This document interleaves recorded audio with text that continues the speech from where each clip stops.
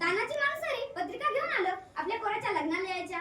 राज पोराचं लगीन काढलं यायला लागत बर का. राज पोराचं लगीन काढलं यायला लागत बर का. राज म्हणाले अरे तान्हा आधी लगीन कोंढाण्याचं करायचं म्हणतोय. राज माझ्या पोराचं लगीन नंतर पहिलं लगीन कोंढाण्याचं आधी लगीन कोंढाण्याचं मग माझ्या रायबाचं.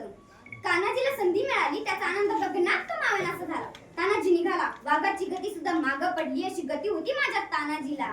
युद्ध सुरू झालं हाडाचा काढा करून लढला रक्ताचं पाणी करून लढला. हाडाचं काढा करून लढला रक्ताचं पाणी करून लढला.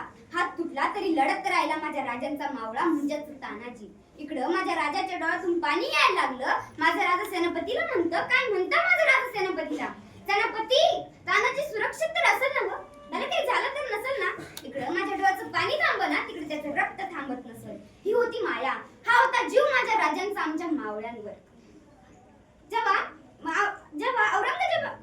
माझ्या राजाचं निधन झालं जेव्हा माझं राजा स्वर्गात गेलं तेव्हा ती बातमी मुलांना कळाली आणि ते धावत आणि पळत औरंगजेबाकडे गेले आणि म्हणाले हुजूर बड़ी खुशी की बात है गजब हो गया वो सिवा. हुजूर बड़ी खुशी की बात है गजब हो गया वो सिवा. हुजूर वो सिवा चल बसा. औरंगजेब शांतपणे उभा राहिला. त्याची नमाज पडायची चटई खाली हातरली त्यावर गुडघे टेकून बसला आणि त्या देवाच्या दिशेने दोन हात वर करत म्हणला हे भगवान तेरे जन्नत के दरवाजे खुले रखना. हे भगवान तेरे जन्नत के दरवाजे खुले रखना. तेरा अनेक बंदा तेरे पास आ रहा है. असं होतं माझं राज की दुश्मनाला सुद्धा विश्वास होता की राज काहीतरी चांगलं काम करतात असं आहे माझं राज. जेव्हा शाहिस्ते खानाची बोटे छाटली तेव्हा तो सगळीकडे धावत आणि पळत होता. तेव्हा त्याच्याकडे त्याची एक लहानी बहीण आली आणि म्हणाली हुजूर गजब हो गया वो नरादम सीवा मेरी छोटी बेटी को उठा कर ले गया. तेव्हा शाहिस्ता खान म्हणतो का चुप कर पगली तो चुप कर. ए पगली ये सिवा किसी की उंगली काट सकता है. ये सिवा किसी की गर्दन मांझ सकता है. ये सिवा किसी की उंगली काट सकता है. ये सिवा किसी की गर्दन मांझ सकता है. लेकिन ये सिवा किसी औरत या लड़की पर हाथ नहीं डाल सकता है. टाळ्या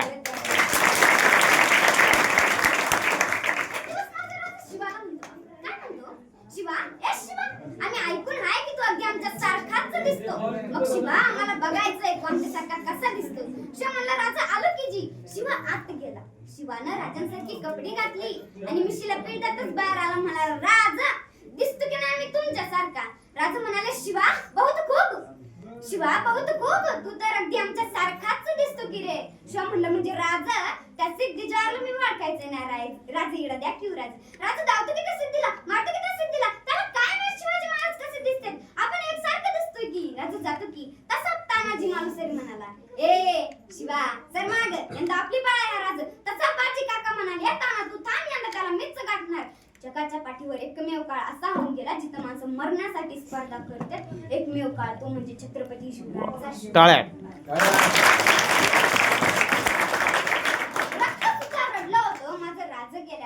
रक्त सुद्धा रडलं होतं माझं राज गेल्यावर थकला नाही कधीच तो. अनेक युद्ध केल्यावर जखमा सुद्धा म्हणत होत्या थांब राजा थोडं. हातात होती ढाल आणि पळत होतं घोडं. छत्रपती शिवरायांचं नाव घेता एकदा डोळं झाक. छत्रपती शिवरायांचं नाव घेता एकदा डोळं झाक. आणि तुझ्या मार्गात आलेली सगळी संकट कापून टाक.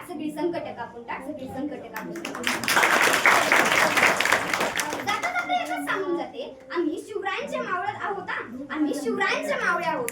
आम्ही चुकूनही मुंगीच्या वाटेला जात नाही. आणि जर कोणी आमच्या वाटेत आलं तर आम्ही त्याच्या वाटेवर जाऊन त्याची वाट लावल्याशिवाय आमच्या वाटेवर परतत नाही. हा मराठ्यांचा नियम. Very good.